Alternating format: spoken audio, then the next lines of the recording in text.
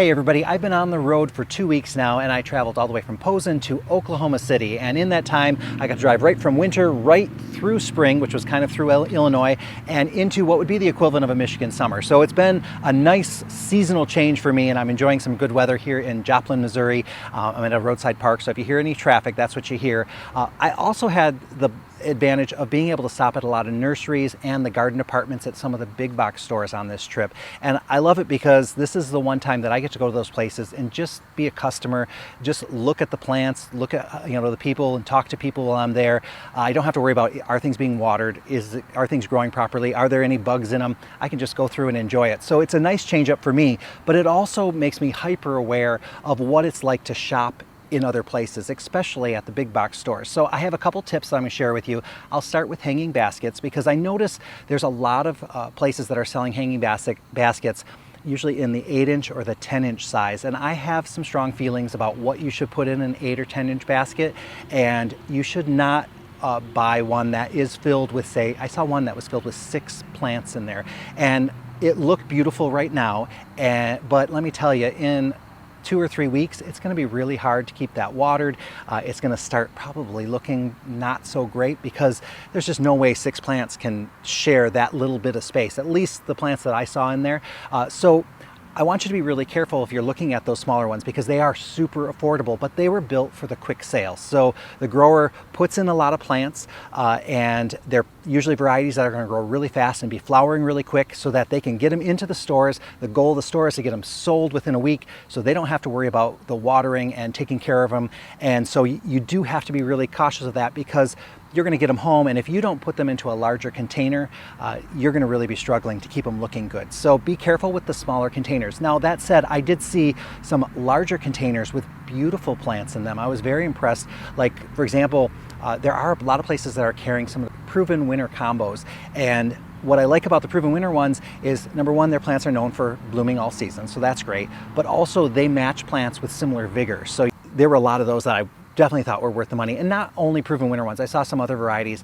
The other issue that I notice with some of those hanging baskets and stuff is that they tend to only tell you a really general description of what's planted in there. So it might just say petunia basket or mixed combo.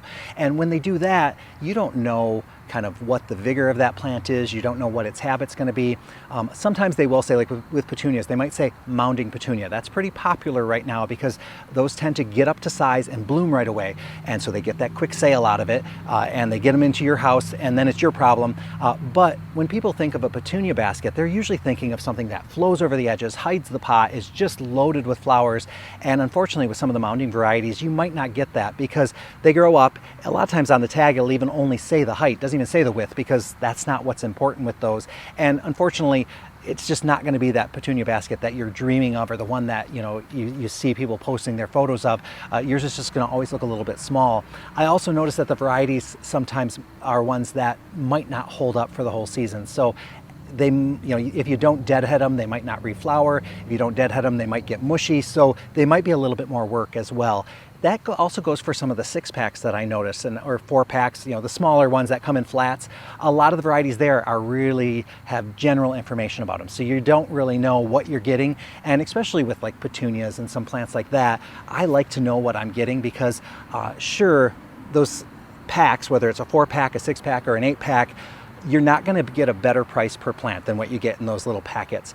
Unfortunately, if you don't know what you're getting, you might not be able to, it might not cover the amount of space that you're expecting. So people will say, well, I can get 60 plants for a really low price, so it pays off. Well, you need to know how wide like those petunias are going to get, because if they don't get very big, you're just going to have your little clumps, which is fine, I think, if that's what you're looking for.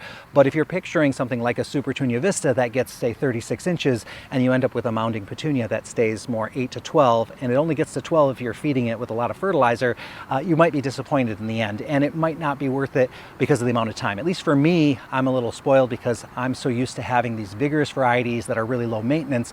If you're someone who doesn't mind that extra maintenance, or you like to pack them in really tight, it might work for you, but it doesn't always work for me. So do be careful when you're getting those. Now, we don't carry any of the little packs anymore because we can't compete in that price. So I would say if you're looking for flats or those 4-packs, 6-packs, 8-packs, whatever they come in, get those if you find them at a great price, because I've seen them for 50 cents and $1 per plant. That's a really good price if it's the right variety. And the only really strong performing like variety of petunia that I saw out there, you can get waves in that size, but a lot of the other ones I saw, I don't even know what size they'd get to. They didn't even say on the tag.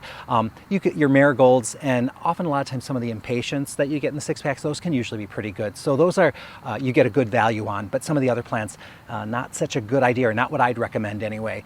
At one of the stores, I got a little excited because I saw that they were advertising that they had quart proven winter annuals available for, it was under $6, which is a really good price for a quart, because most of the big box stores, they sell a grande, that's what it's called. It's smaller than a quart. I think it's about 20% smaller than a quart container.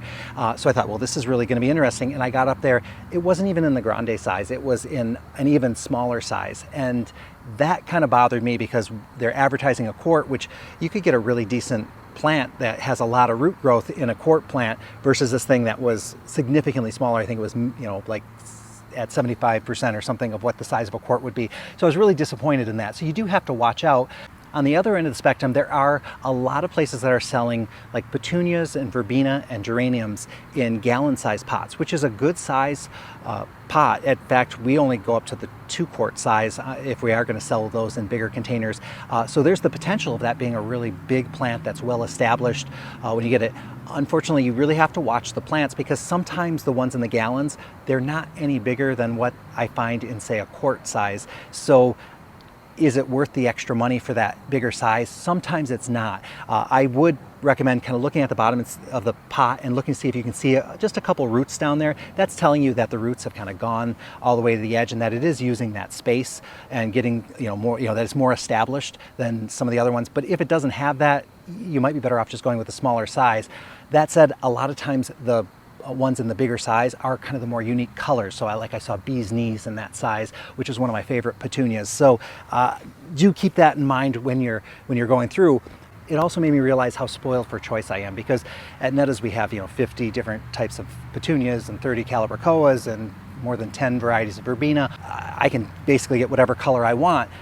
At some of the big box stores, it looks like if you want petunias or calibrachoas, you're pretty much going to get purple, maybe a pink, and maybe another color. Reds and whites seemed really hard to come by unless you were looking at impatiens. Yellows were kind of not very common as well. Now that might just be what's in season right now, like what's blooming, and that's what the growers are sending out to the big box stores. So that might be the case. And I also didn't see much variety outside of the petunia, verbena, and geranium and calibrachoa. Like those were the 4 main plants that I'd see. I didn't see much sweet potato vine. I didn't see many grasses, not many trailing plants either. So that can, really be frustrating if you're looking to get a good variety of plants. You might need to go to, more of an independent grower or independent nursery. They tend to have that better selection. So I guess those are things that I really want you to think about as you're doing your planting and doing your shopping. I would never discourage anybody from shopping at the big box stores, because sometimes you can get a really great price, but I do want to encourage you to think about kind of what the size is. Look at those tags. If it doesn't tell you much about how big the plant gets or about the care of the plant, it might not be a really good buy for you in the end. You might end up with being disappointed. But again, you might find great things there. Some people I know too like to buy certain things, kind of like their 6-packs from, one place, and then they get kind of their more centerpiece, showpiece plants from another place, and they get different, so that's okay too. I think everybody in the business understands that it is important that you get the varieties that you want, and so we're never going to discourage anybody from shopping someplace else.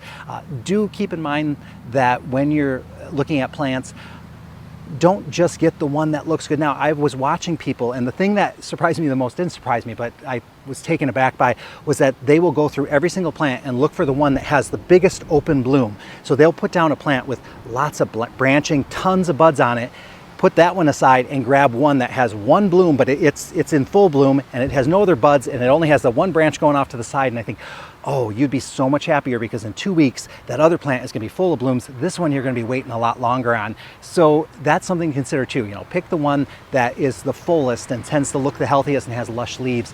If you notice, sometimes in the big box stores, they're not fertilizing as well. So if you notice green leaves, that means you do want to get that planted and fertilized as soon as possible. So keep that in mind as well. I am kind of jumping around all over the place with my information here. I'm just trying to get the information out to you. I realize some people don't like to shop at any kind of nursery. They like to grow their own plants. They can get a whole area covered with just one pack of seeds. Hats off to you, but a lot of people like me don't always start things from seed like that. We like to go into a place and have them already started. We like to have well-established plants.